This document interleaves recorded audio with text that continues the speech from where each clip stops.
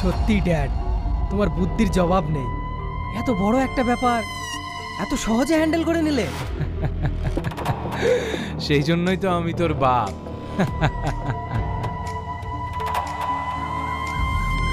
আচ্ছা ড্যাড, তুমি কি সত্যি ওকে জেল থেকে ছাড়াবে? আচ্ছা, তোর কি মনে হয় আমাকে পাগলা কুকুরে কামড়েছে যে ওকে জেল থেকে ছাড়াতে যাব? তার মানে? মানে ওর ফাঁসি নিশ্চিত। হ্যাঁ, ফাঁসি নিশ্চিত? তাহলে ওর বোনের অপারেশন? ওর ভাইয়ের ফাঁসি হবে। ও কি এসব দেখে সহ্য করতে পারবে? না, পারবে না ড্যাড। তার জন্যই ভাবছি অপারেশনটা করাবো না। কিন্তু ড্যাড, অপারেশন না করালে ওর বোনকে দেখবে কে? কেন, তুই দেখতে পারবি না? কচি খোকা। আরে ছি ছি ছি ছি, বাপ হয়ে ছেলেকে উপদেশ দেওয়াটা ঠিক হচ্ছে না। সাল্লু, যাও ওই মেয়েটাকে তুলে নিয়ে এসো, তোমাদের কাজে লাগবে।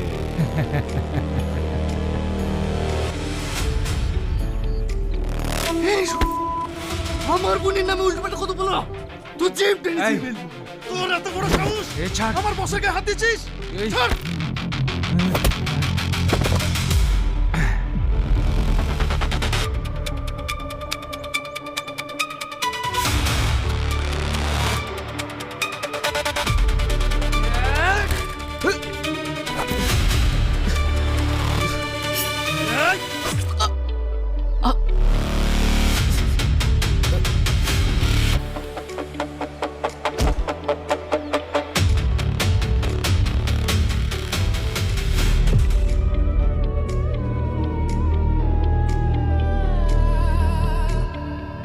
হ্যালো বন্ধুরা, পল্লিগ্রাম টিভির নতুন নাটক শেষ ভরসা যারা দেখেছেন তারা নিশ্চয়ই এখনো সেই করুণ দৃশ্যের ঘুর কাটিয়ে উঠতে পারেননি। রাজু আর তার অন্ধ বোন রূপার যে জীবনযুদ্ধের গল্প আমরা দেখলাম তা কেবল একটি নাটক নয়, বরং সমাজের এক নিষ্ঠুর বাস্তবতার প্রতিচ্ছবি। আজ আমরা এই পর্বের ঘটনা এবং রাজুর সেই মর্মান্তিক শেষ মুহূর্ত নিয়ে বিস্তারিত আলোচনা করব আর দেখব পরবর্তী পর্ব কবে আসতে পারে। বন্ধুরা, নাটকটির শুরু থেকে ষড়যন্ত্রের জাল বোনা হচ্ছিল। রাজু তার অন্ধ বোনের চিকিৎসার জন্য দিন রাত পরিশ্রম করেছিল, কিন্তু ভাগ্য তার সহায় ছিল না।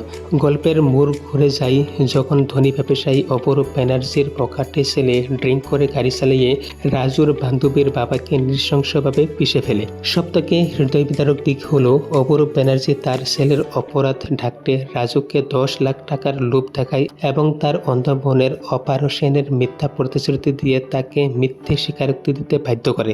রাজু তার বোনের ভবিষ্যতের কথা ভেবে নিজের জীবন উৎসর্গ করে জেলে যাওয়ার সিদ্ধান্ত নেয়। কিন্তু সবথেকে আবেগপ্রবণ মুহূর্তটি ছিল শেষে, যখন রাজু তার শেষ নিঃশ্বাস ফেলার আগে রিয়াজকে তার বোনের দায়িত্ব নেওয়ার অনুরোধ করে যায়।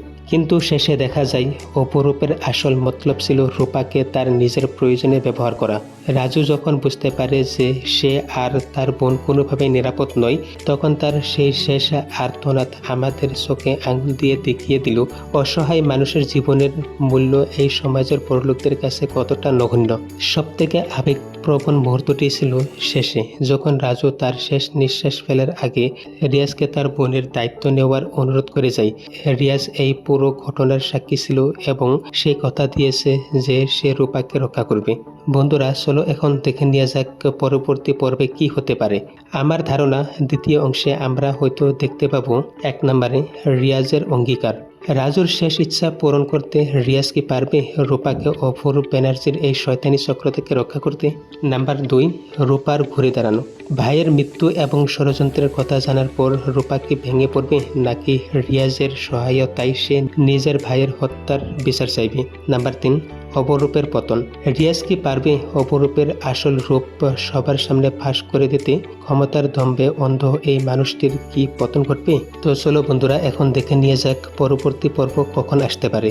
আপনারা যারা এই মর্মান্তিক গল্পের পরবর্তী লড়াই দেখার জন্য অপেক্ষায় আছেন তাদের জানিয়ে রাখি, এই ধরনের আবেগঘন ও রহস্যময় নাটকের পরবর্তী পর্ব সাধারণত আগামী 4 থেকে 5 দিনের মধ্যে মুক্তি পাওয়ার সম্ভাবনা রয়েছে। সঠিক তারিখ ও সময়ের জন্য আপনারা পল্লিগ্রাম টিভি অফিসিয়াল চ্যানেলের কমিউনিটি ট্যাবটি নিয়মিত চেক করতে পারেন।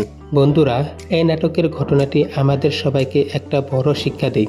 মানুষের অসহায়ত্ব নিয়ে খেলা করা কতটা জঘন্য। রাজু হয়তো নেই, কিন্তু রিয়াজের ওপর তার দেওয়া দায়িত্ব কি রূপাকে রক্ষা করতে পারবে? আপনাদের কি মনে হয়, রিয়াজ কি সফল হবে এই লড়াইয়ে? কমেন্টে আমাদের জানান। ভিডিওটি ভালো লাগলে লাইক ও শেয়ার করতে ভুলবেন না। দেখা হবে খুব শীঘ্রই পরবর্তী পর্বে। ততক্ষণ সবাই ভালো থাকুন, সুস্থ থাকুন। ধন্যবাদ।